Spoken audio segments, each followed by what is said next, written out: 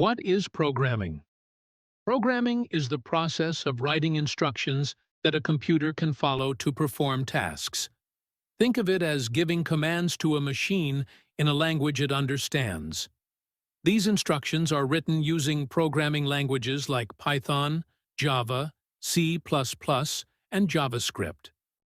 Why is programming important? It powers software, websites, apps, and AI, helps automate tasks and solve problems efficiently. Used in fields like gaming, cybersecurity, robotics, and data science. How does programming work? 1. You write code, instructions for the computer. 2. The computer processes it through a compiler or interpreter. 3. It executes the commands to perform tasks like calculations, animations, or data handling. Here is a basic example of Python code displayed on the screen.